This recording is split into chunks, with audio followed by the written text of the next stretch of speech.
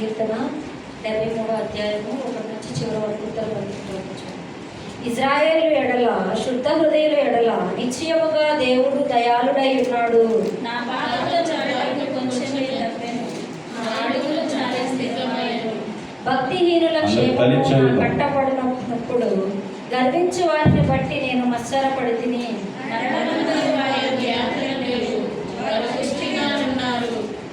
ఇతరులకు కలుగు ఇబ్బందులు వారికి కలుగు, ఇతరులకు పుట్టినట్లు వారికి తెగులు పుట్టదు.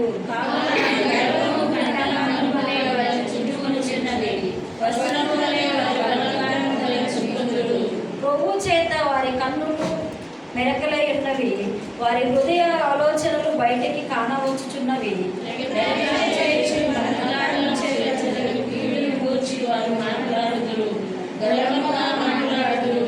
ఆకాశము తట్టు వారు ముఖము ఎత్తుదురు, వారి నాలుక భూ సంచారము చేయను.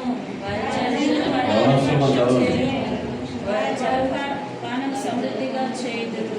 దేవుడు ఎట్లు తెలుసుకొనను, మహోన్నతునికి తెలివి ఉన్నదా అని వారు అనుకుందురు.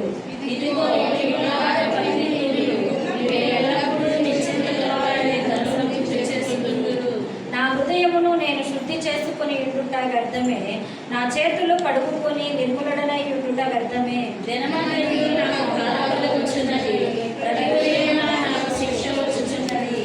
ఇలాగూ ముచ్చటించుతునని నేను అనుకున్న ఎడల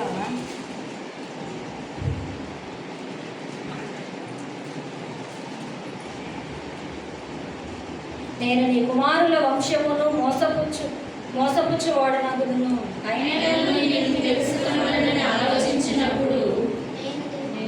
నేను దేవుని పరిశుద్ధ స్థలములోనికి పోయి వారి అంతరమును కూర్చి ధ్యానించు వరకు ఆ సంగతి నాకు ఆయాసకరముగా ఉండును.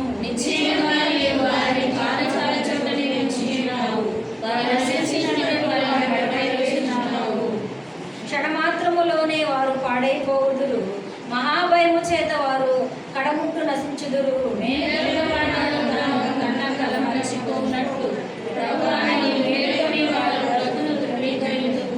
నా హృదయము మచ్చరపడెను, నా అంతరంగములలో నేను వ్యాకుల పడితిని. అయినను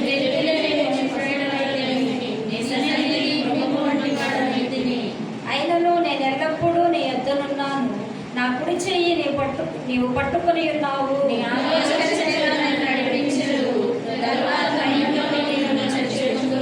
ఆకాశమందు నీవు తప్ప నాకెవరున్నారు? నీవు కాకుండగా నీవు నాకుండగా ఈ లోకములోనిది ఏది నాకు అక్కరలేదు.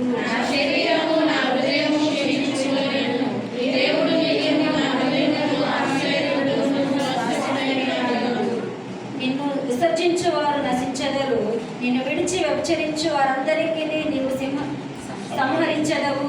నాకైతే దేవుని ధన్యకరము, నీ సర్వకార్యములు నేను తెలుసుకున్నట్టు నేను ప్రభువైన యెహోవాను సన్నతించుచున్నాను.